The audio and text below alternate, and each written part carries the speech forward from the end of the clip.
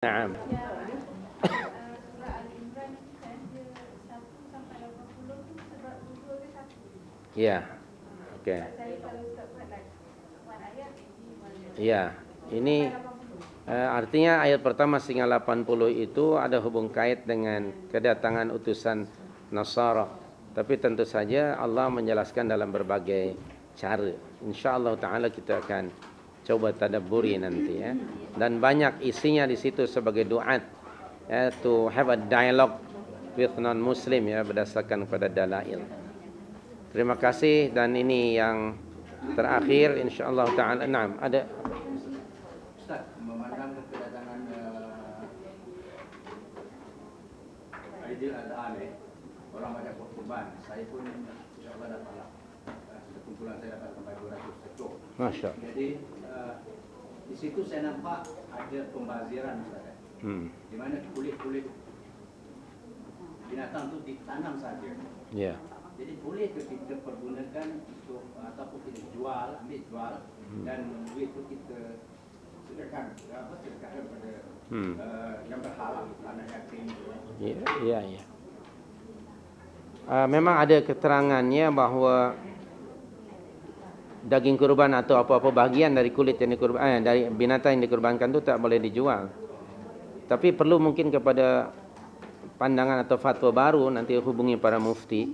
Sekiranya umpamanya apa yang disebutkan tadi mungkin berlaku pembaziran, padahal kulit itu barangkali boleh digunakan untuk sesuatu yang bermanfaat, umpamanya apakah boleh dijual lalu hasil jualannya itu tidaklah dimakan oleh si penjual itu tetapi digunakan untuk kepentingan umat yang lainnya. Sila hubungi mufti di 03 berapa namanya untuk meminta yakni fatwa yang baru. Karena di dalam hadisnya memang tidak boleh dijual.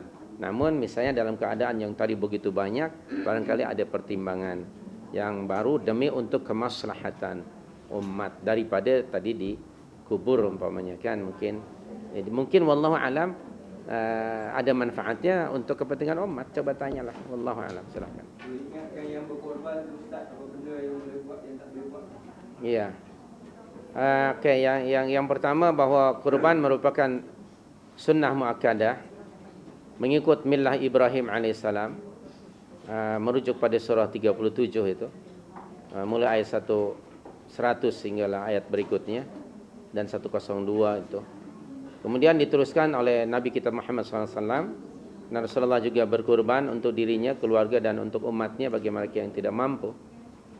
Kemudian kurban sebagai salah satu bentuk rasa syukur seorang hamba kepada Allah yang telah menganugerahkan berbagai nikmat, antara lain binatang ternak dalam surah 22 ayat 36 dan 37, surah Al-Hajj 36 37. Dan kemudian bagi mereka yang hendak berkorban apabila masuk 10 hari bulan Zulhijjah, maka tidak boleh memotong kuku dan rambutnya. Okey.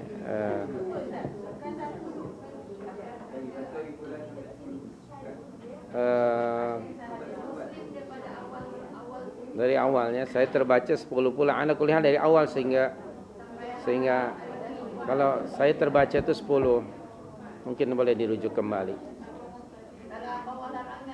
Ya, di bawah larangan-larangan bagi mereka yang hendak berkurban. Kemudian apapun juga ibadah mesti ikhlasun niyah.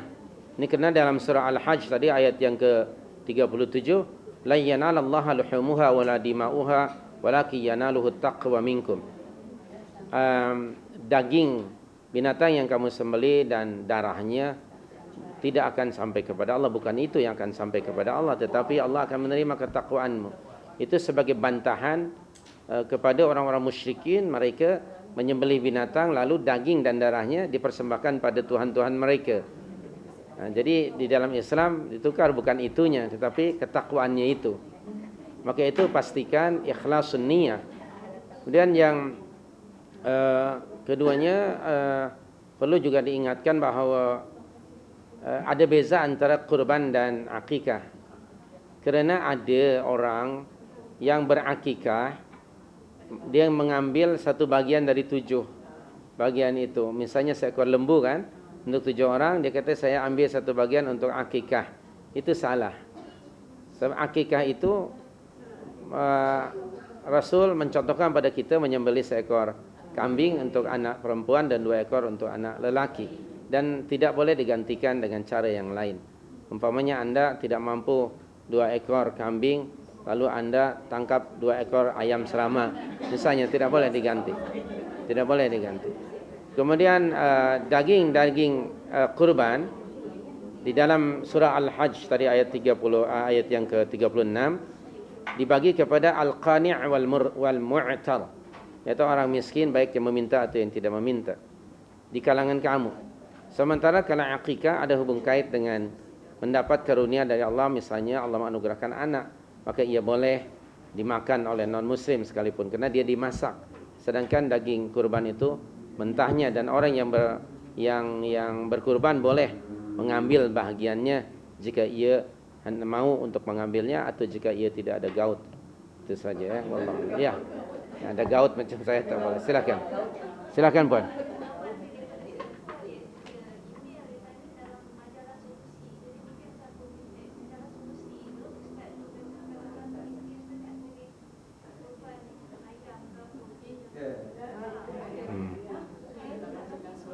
Tidak ada.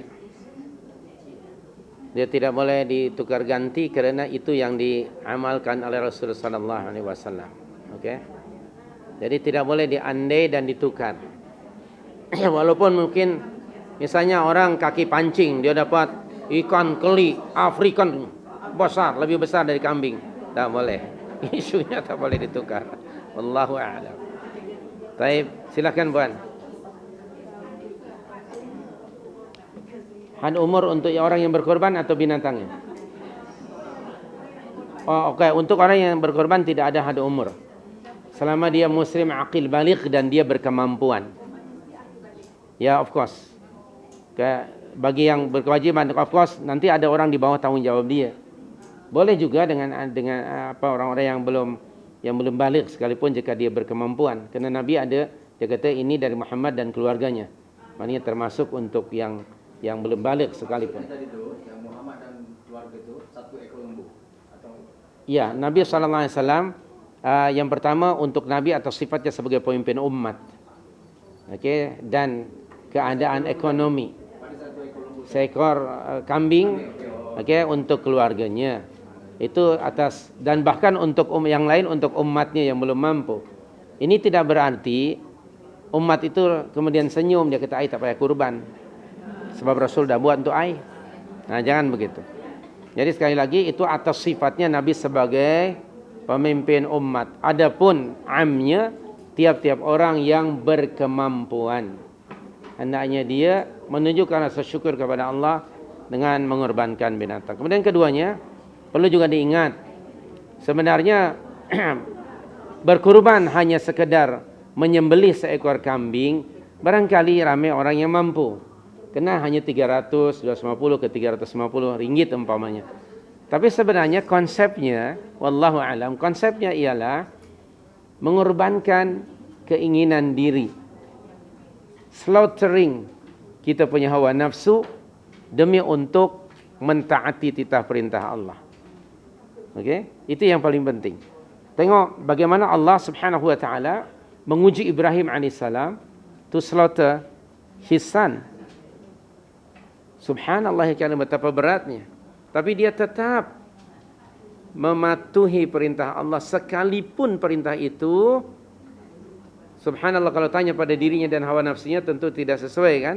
Dia akan marah. Jadi itu isu yang terpenting. Nah, konsep kurban, slaughtering animal setahun sekali. Tapi mengawal hawa nafsu, slaughtering hawa nafsu setiap saat. Itu yang lebih penting. Maka kalau Anda baca di dalam Al-Baqarah 124, kan Allah berfirman kepada Ibrahim, okey, aslim. Qala aslamtu li rabbil alamin. Tengok. Islamlah kamu. What does mean Islam? Bukan memeluk agama Islam, maksudnya submit. Berserahlah kamu secara total submission kepada Allah. Ibrahim menjawab spontan, aslamtu li rabbil alamin. Maka apa saja titah perintah Allah walaupun berat kepada Ibrahim, dia laksanakan. Tapi ramai orang minta maaf di zaman saya, boleh saja orang akan membeli satu bahagian, tapi belum tentu orang itu mampu menyembelih hawa nafsunya. Jangan-jangan minta maaf, wang untuk digunakan kurban itu mungkin dari wang yang haram. Mungkin rasyawah umpamanya. Hati-hati dan waspada. Jadi bukan itu isunya. Ramai orang tiap tahun, bukan hanya seekor, 10 ekor, 20 ekor, 1 lori. Belum tentu dia mampu mengawal hawa nafsu, tunduk dan patuh kepada Allah. Ramai di akhir zaman ni. Kadang-kadang na'udzubillah, mungkin na'udzubillah ya Rab, ada ria mungkin. Waspada. Kadang-kadang kan mungkin ada ria, na'udzubillah min dzalik. Maklumlah sekarang ni ada media massa kadang-kadang memberitahukan si fulan menyembelih sekian puluh ekor. Dia pun senyum, kambingnya pun senyum. Sama-sama senyum. Ya Rabb ya Karim, waspada dan hati. Astaghfirullahaladzim min kulli dzambin. Jadi itulah antara lain. Anda belilah, ada satu buku yang judulnya itu, yang ini tentang konsep kurban di dalam Islam. Silakan Anda rujuk buku itu. Tapi saya lupa pengarangnya itu. Saya ada buku itu. Wallahu a'lam, terima kasih. Itu saja, minta maaf dan mohon doa dari Anda sekalian. Semoga kita dapat berjumpa kembali. Terima kasih. Aku qouli hadza wa astaghfirullah.